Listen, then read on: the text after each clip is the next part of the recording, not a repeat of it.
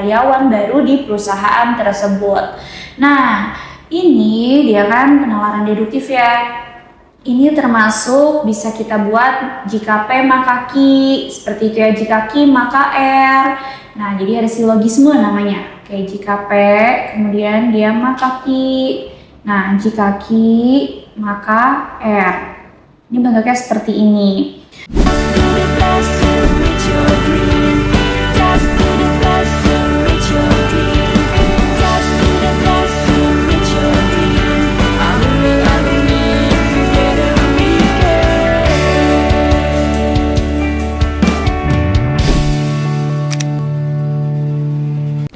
Belajar TPS UTBK dan Mandiri PTN versi terbaru? Ikuti kelas online di GEP Media aja. Kamu bisa belajar bersama tutor berpengalaman dan berasal dari PTN ternama dengan benefit tryout gratis, video pembahasan soal, dan masih banyak lagi. Harganya mulai dari 200 ribuan aja loh. Ayo buruan daftar dan jangan ketinggalan. Buat kalian lagi cari tryout SNBT dan ujian mandiri untuk masuk PTN, kita punya solusinya. GEP Media menyediakan tryout SNBT dan ujian mandiri untuk beberapa PTN ternama di Indonesia. Mulai dari harga 19.000, kalian sudah dapat ribuan soal prediksi beserta pembahasan materi yang lengkap loh. Yuk daftar sekarang.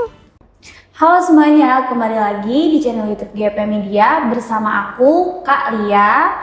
Kali ini kita akan membahas mengenai prediksi untuk soal PU SNBT 2027. Yuk langsung aja kita bahas soalnya. Oke. Soal yang pertama di sini mengenai penalaran umum kuantitatif ya. Nah, di sini kan diketahui nih ada X kuadrat Y min 3XY sama dengan 10. Dan diketahui ada nilai XY-nya. Nilai XY-nya itu sama dengan 2. Yang ditanya adalah nilai dari X gitu. Jadi nilai X-nya ini berapa? Nah, ini bisa kita buat, kita tulis ulang ya. X kuadrat Y min 3XY sama dengan 10. Nah, kan tadi ada X-nya sama dengan 2. Sekarang kita jadiin bentuk X kuadrat Y itu supaya ada XY-nya nih. Atau kita faktorkan, berarti gimana? Nah, ini karena X kuadrat, kita bikin aja di sini X. Kita keluarin X-nya, kemudian buka kurung XY. Gitu ya. Terus ini tutup kurung lagi. Min 3. Nah, ini kan ada XY. Oke, kita pisahin aja dia. Tuh, sama dengan 10. Nah, ini udah ada XY, ini juga udah ada XY. Kita substitusi aja. Jadi nilai XY-nya dimasukin. Oke, berarti di sini X, ini 2, min 3, dan ini juga kita substitusi. Sama dengan 10. X dikali 2 yaitu 2X. Kemudian min 3 kali 2 yaitu 6. Sama dengan 10. Oke, berarti seperti biasa ya, yang ada X-nya itu kita taruh di sebelah kiri. Berarti di sini kita bikin 2X sama dengan, nah 10 kemudian min 6. Min 6 ini dia pindah ke kanan. Berarti yang tadinya negatif jadi positif. 10 ditambah 6 yaitu 16. Berarti X sama dengan 16 dibagi 2 yaitu 8. Nah, nilai dari X adalah 8 gitu ya. Oke, soal yang kedua yaitu mengenai penalaran deduktif. Oke, pertanyaannya di sini berdasarkan pernyataan manajemen perusahaan gitu ya, kesimpulan yang paling tepat. Nah, yang ditanya adalah kesimpulannya nih, kesimpulan yang paling tepat itu gimana? Oke, kita baca dulu teksnya. Sebuah perusahaan rintisan atau startup teknologi menerapkan kebijakan baru terkait promosi jabatan karyawan. Manajemen menyatakan bahwa jika seorang karyawan berhasil menyelesaikan sertifikasi kompetensi digital sesuai standar perusahaan, karyawan tersebut akan mendapatkan kenaikan grade jabatan atau penambahan tunjangan kinerja.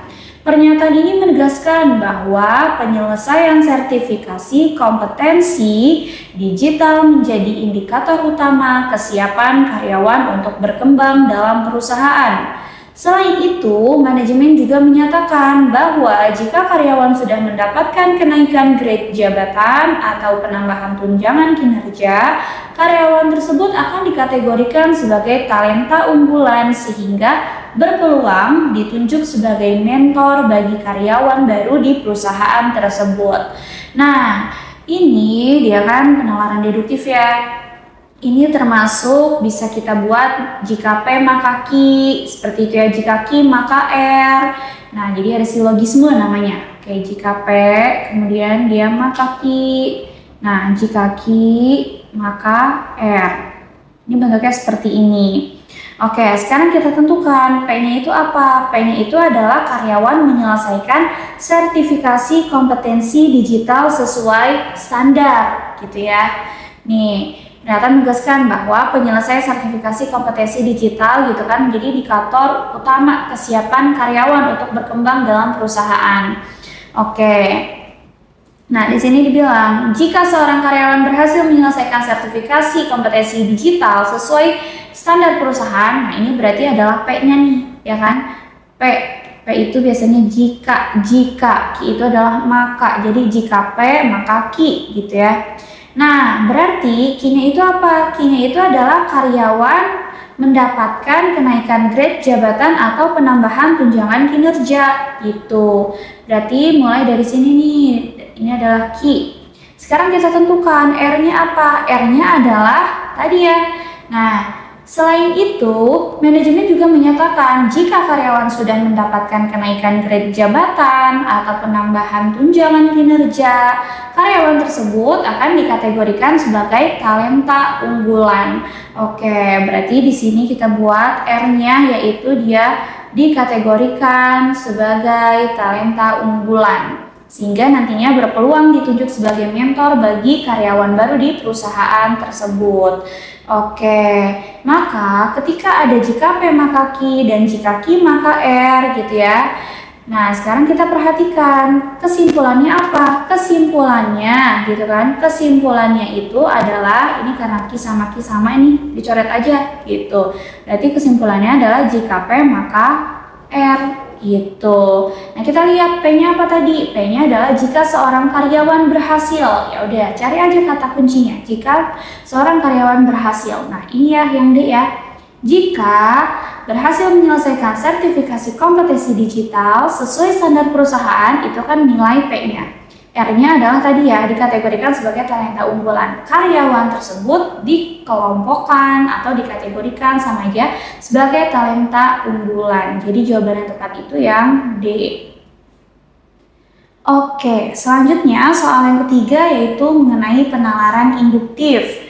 Nah, penalaran induktif yang ditanya adalah kesamaan nih, kesamaan mendasar gitu ya, antara pendapat A dan juga pendapat B mengenai konsep kebahagiaan gitu. Jadi apa nih kesamaan yang mendasari mengenai konsep kebahagiaan menurut pendapat A dan juga pendapat B?